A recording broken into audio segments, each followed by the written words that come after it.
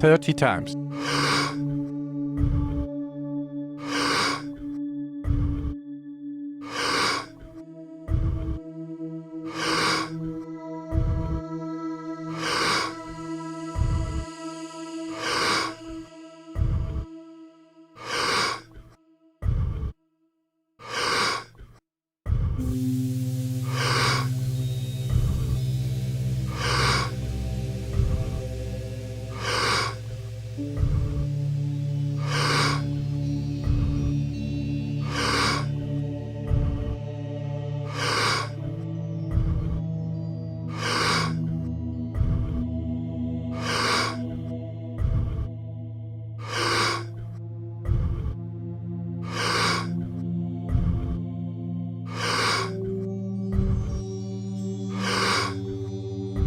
Ten times more.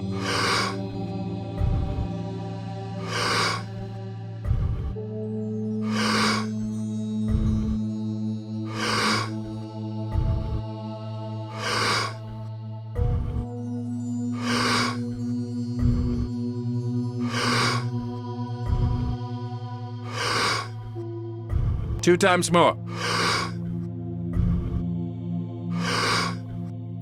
Letting go and stop. So it's a mindset shift that we don't need the solution in a pill, that we're not victims, that it's not a fatalist, way of looking at life, that your future is predetermined. Well, see, that's the old genetic story. Oh, Right. You've got this cancer gene. There is no cancer gene. That's an absolute truth. I can say it right here. There is no gene that causes cancer. Not one. And I say, well, yeah, but look, Angelina Jolie, she had a double mastectomy because she had the BRCA1 gene.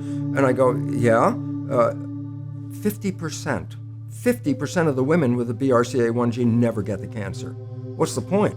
If the gene causes cancer, how can 50% of the women that have the gene not get the cancer? And the answer is, the gene alone is not causing the cancer. It's associated with it, but it doesn't cause. You have to have some life stimulus kick it off, and then we'll select that gene. And what would that stimulus be? Mostly in cancer, anger. Is that proven, or is that just a theory? No, there's a collective nature of who are the cancer patients. What's a characteristic of a cancer patient?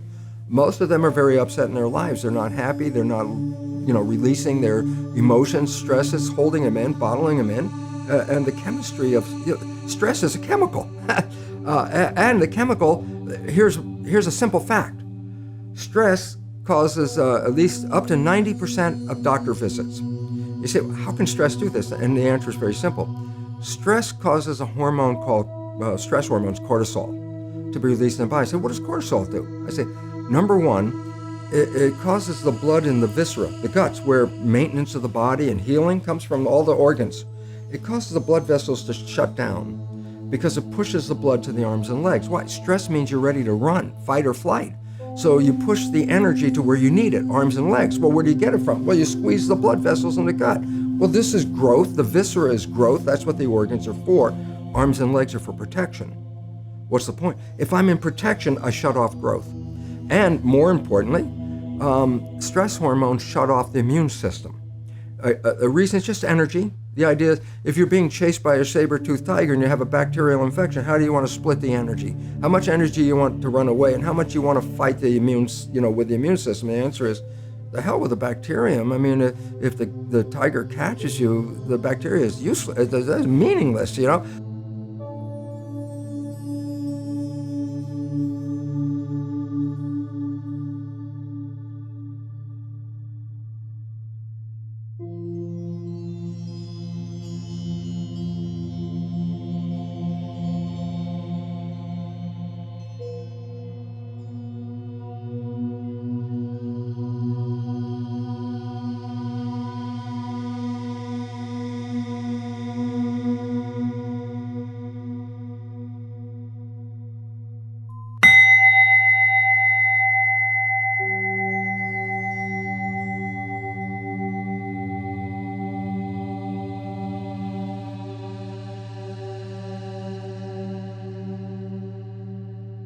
30 times.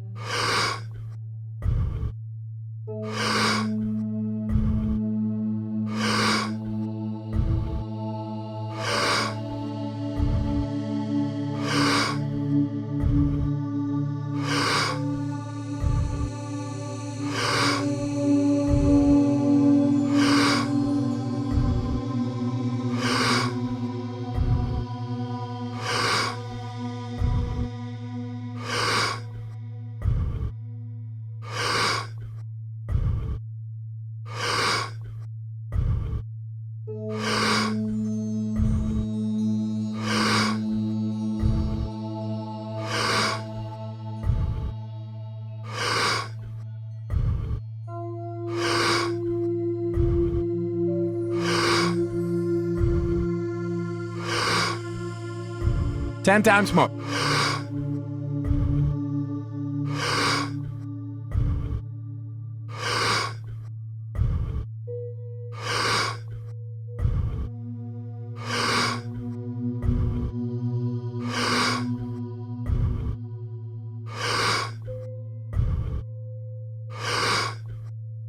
Two times more.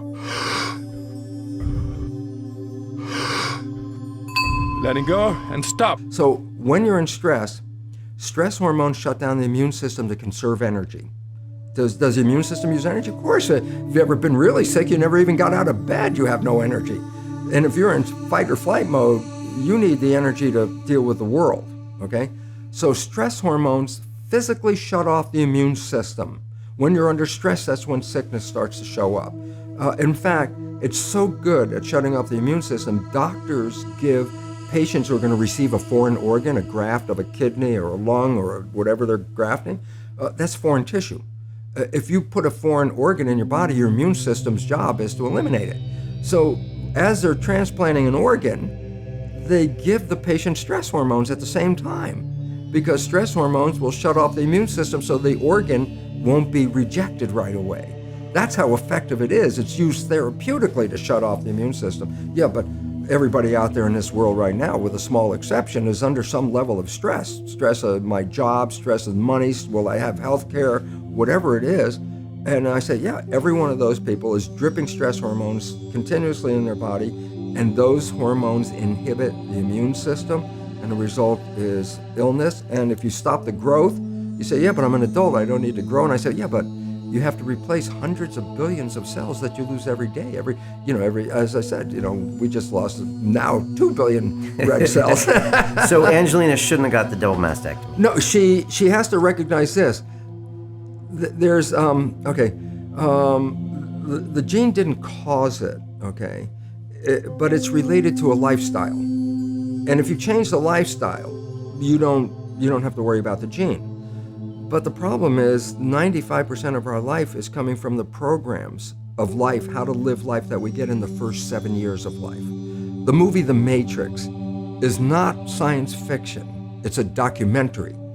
Every human, and it's a fact, every human first 7 years is download hypnosis. The brain of a child under 7 is in a lower vibrational frequency. When you put wires on a person's head, you read electroencephalograph, reading brain activity. A child below 7 has a lower vibration than consciousness. It's called theta.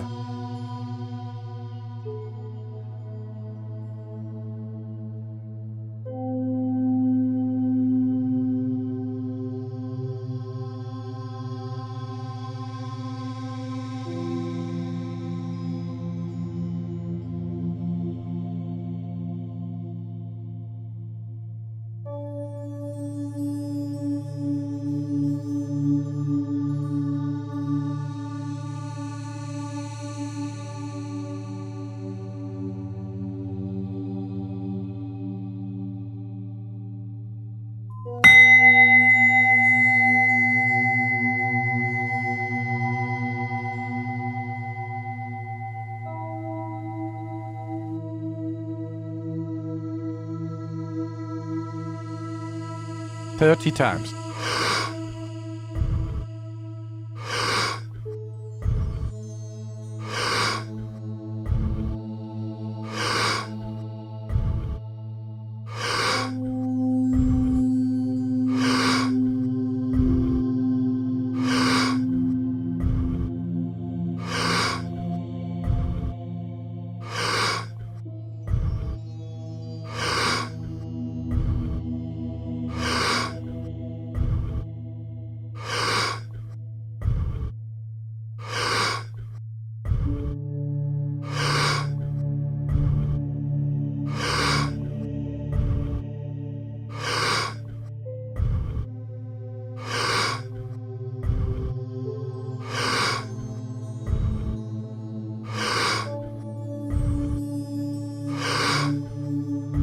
Ten times more.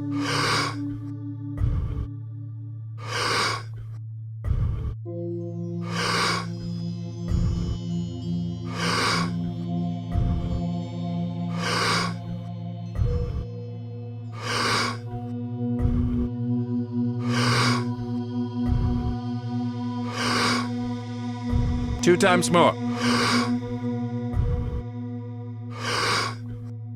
Letting go and stop. A child below 7 has a lower vibration than consciousness. It's called theta.